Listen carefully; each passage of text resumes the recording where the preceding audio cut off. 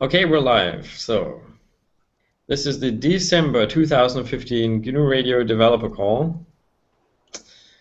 So the last one for the year. And yeah, not too many windows open now. Losing track.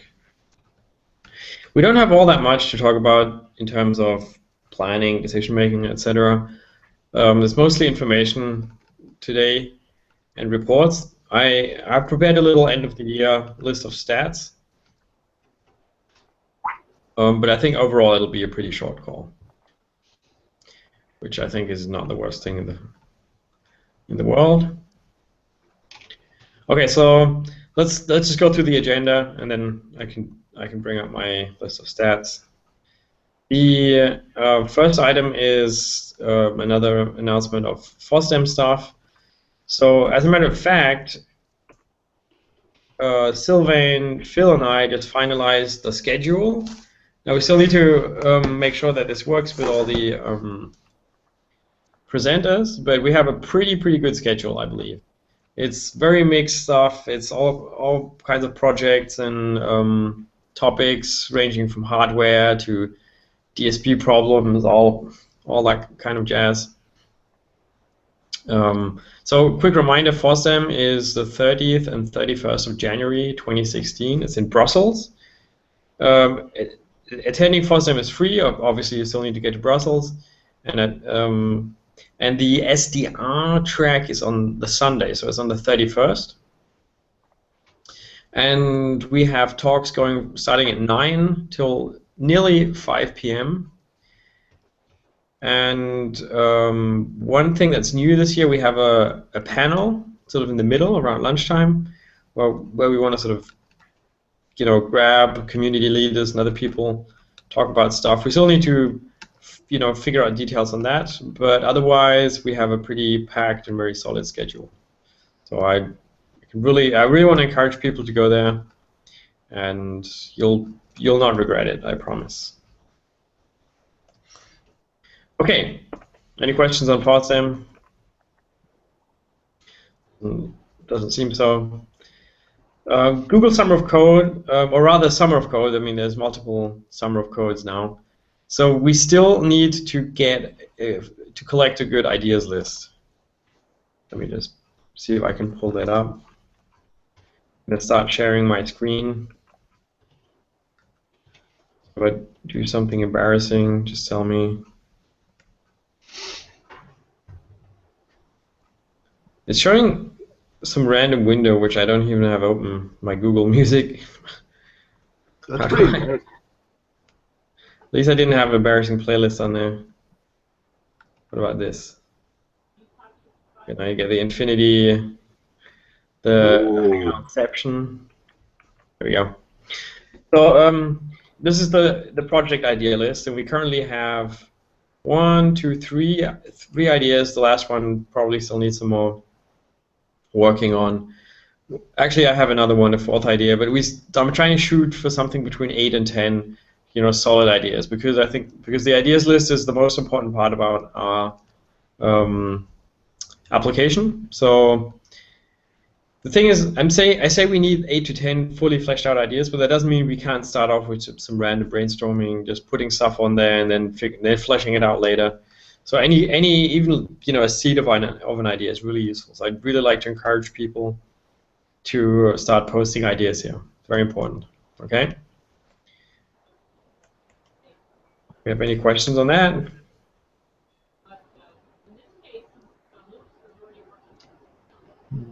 Nope. Okay. So Hackfest. The Hackfest is the week before FOSDEM in Berlin, and I still need a head count. I haven't heard from all too many people like a final decision that they're actually coming. So a couple of people on this call I have on that list, but it's not a very long list at this point. And even if you think you've already told me, it doesn't hurt to do it again. And also, I might have lost that original notification. Yeah. So Hackfest in Berlin, week before FOSDEM. if you can be there, if you want to be there, just ping me, and then there we go. Okay. Let me just stop that for a sec. That's driving me nuts. Next release is going to be 379, and the plan is to release it next Wednesday. So we'll have this released before the end of the year. So I'm not quite sure where we are in the release window and the feature freeze and all of that. The merge window, I think, is already closed. I don't know exactly. So Jonathan would know, but he's not on the call. But so given that the plan is to have it in less than a week from now, I'm assuming there won't be all that much movement, or maybe final merges are still fine. I'm not quite sure. In any case, we'll have a release before the end of the year, making it the third one for this year. I would like to nag about a matching Volk release. Okay. Ethan, do you have any comments on that? No. It'll come. I think I'm the only consumer of Volk outside of GNU Radio. What do you use it for? Building GNU Radio. Oh, okay. Somebody has to test this. OpenLTE and SRS-LTE count. What was that?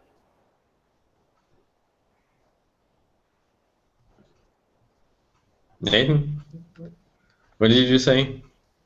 He mentioned a couple other projects that use Volk in IRC. Oh, okay. It'll be in the minutes. Oh, I didn't realize. You're famous, Nathan. You're the Vault maintainer now. Okay, so those were all the items except the working groups. Before we go into that, I wanted to present the stats of the year, unless someone else has something. Let's see if I can even happen to. Oh, man.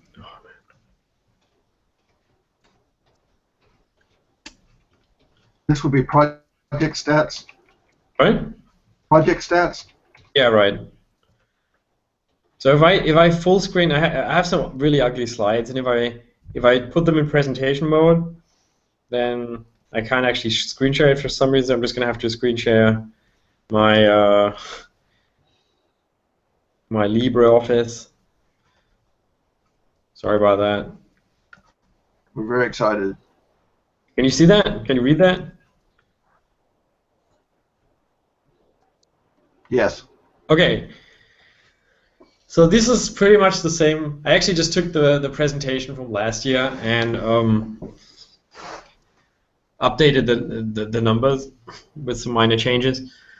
So most notably, 2015 was much calmer. That there was just no crazy stuff going on in 2015, and yet there was still a comparable amount of development. So 725 commits since January 1st. Excluding merge commits. First commit by Stefan Ludwig, and 65 unique committers, so slightly up from over last year. Last year I posted top 5 committers. I deliberately went to top 6 this year because the first 4 are always the same, and even the order is the same as like the last 3 years or something. 5 and 6 are interesting because these are students from Summer of Code projects. Johannes worked, and they both worked on codes, by the way. So Johannes worked on Polar codes, and Tracy on Turbo codes or LDPC. It was LDPC. And I like pointing that out because it sort of shows that we've been doing the the Summer of Code thing. Apparently, has been working for us. If they've made it into the top committers, and obviously Johannes also fixes other stuff, but the vast majority of these commits were definitely from his Polar code work. Yeah, so 2 releases so far with a third one pending. I didn't count the the 4-digit releases, and we had 6 releases last year, so things are sort of calming down, and the number of commits didn't significantly go down, so I think this is actually a good sign.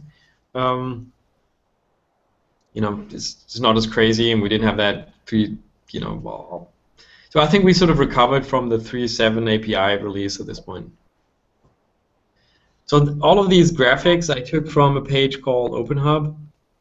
Let me just see. So some of these I actually overlaid with the stats from last year, but not this one. And I sort of have an animation, which I won't be able to show now.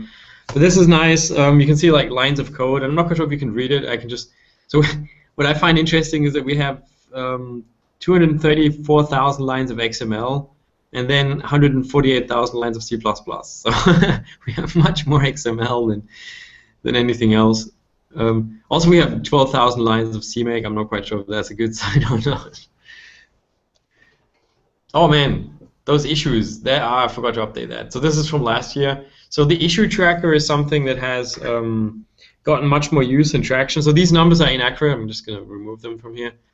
But one thing that is clear is sort of as people start using this more and more, it's harder to stay on track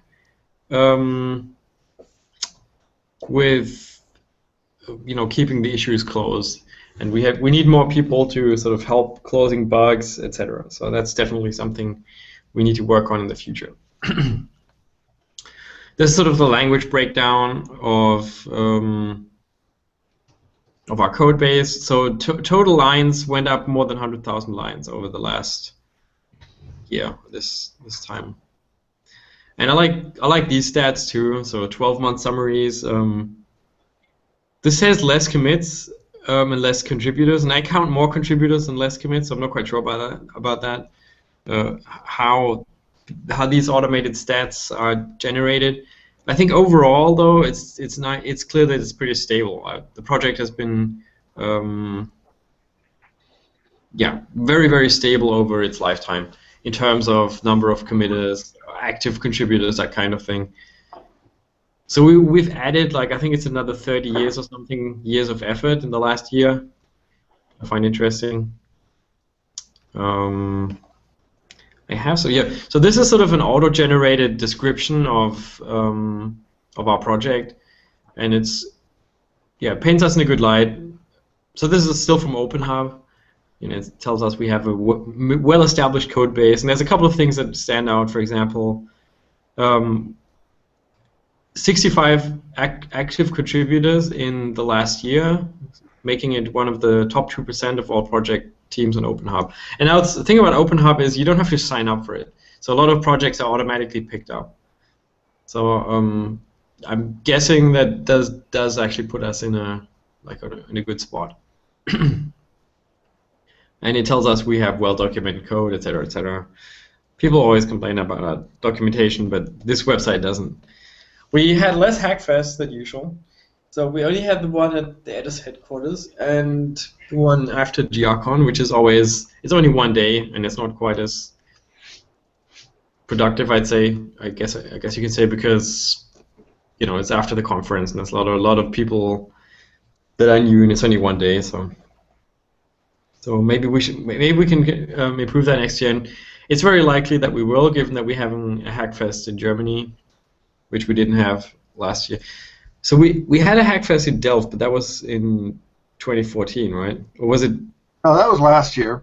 Oh, so it wasn't it before? Two last year. Wasn't it before FOSDEM though? Yeah. Yeah. 2015. It was this year in January 2015. Oh, okay. So I did forget one. Yeah. So we did have the Europe Hackfest then in Delft. Sorry about that. Yeah, but the big highlight I think was the conference.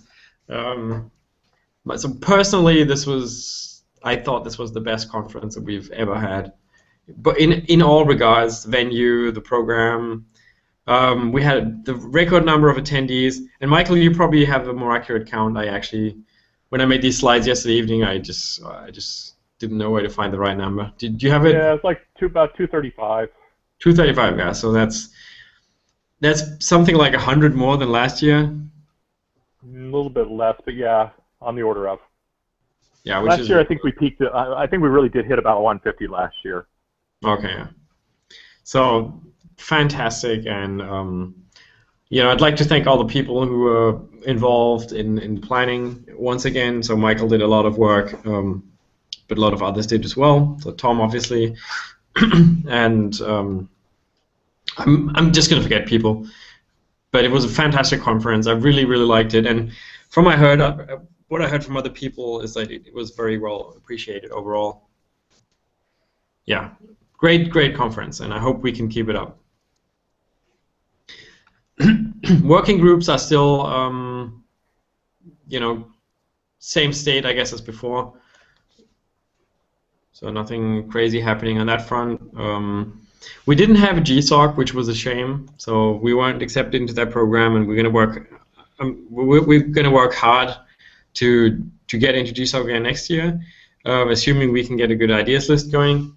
But we were accepted for the Summer of Code in Space, which is run by ESA, and we had one very successful project. So we had one slot total, and it was given to Johannes Demmel, who worked on the Polar codes, who became our top 5 contributor in terms of commits.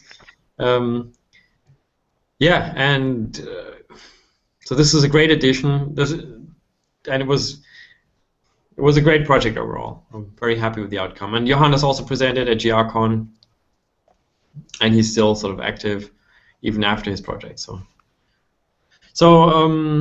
as I said, we didn't really go as crazy as in 2014, but here's a couple of highlights of things that were massively improved. So GRC had a lot of work, mostly done by Sebastian, who's been putting in tremendous amount of time into GRC, but also Seth, who started picking up the slack.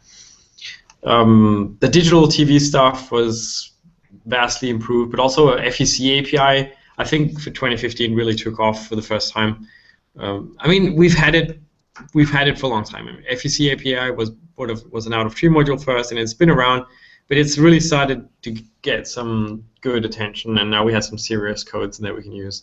Control port was moved to Thrift after we had to move away from ICE, and all the Qt stuff has been, both the widgets themselves have been improved, but also more of our examples and apps use Qt.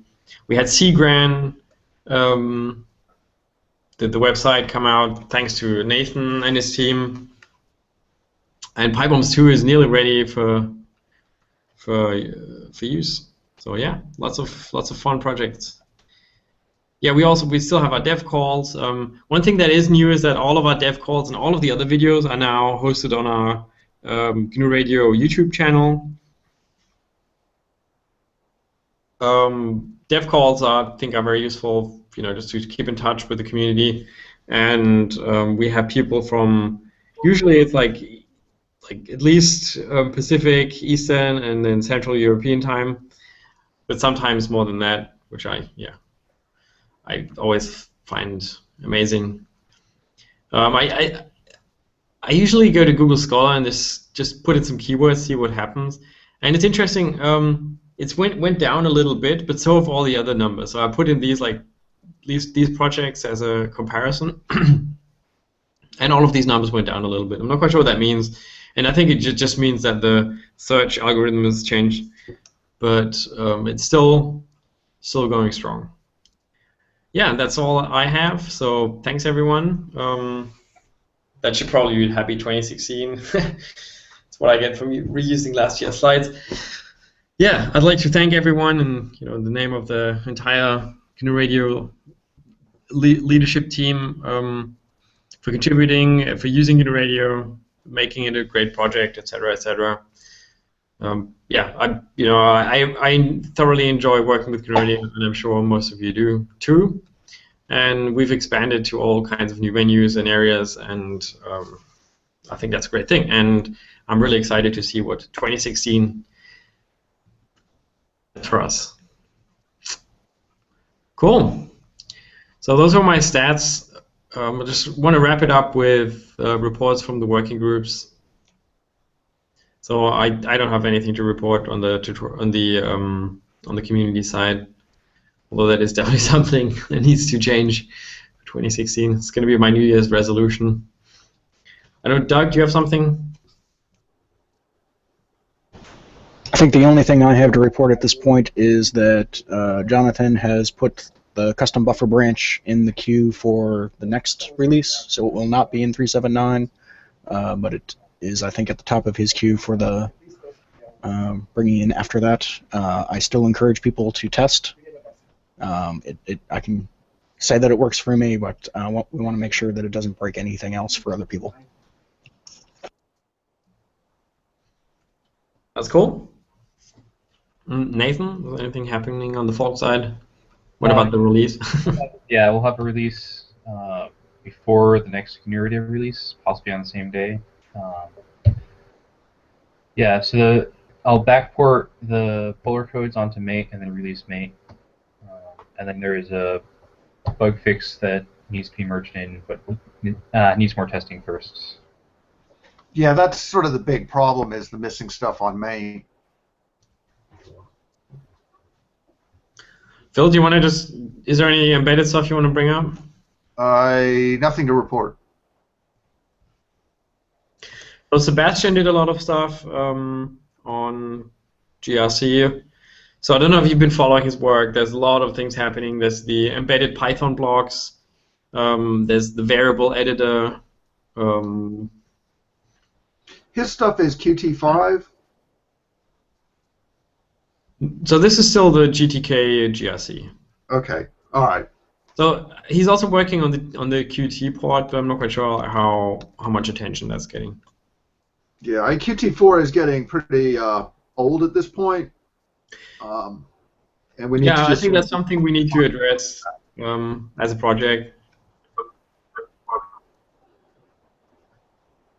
Yeah, I know that Michael. And we also probably we should also pay attention to the Python 3 stuff. I'm just worried about distros starting to pay less attention to Python 2 and Qt4. Yeah, I mean Python 3 is still a big issue because it means removing cheetah, and we have plans for that, but it's just really difficult.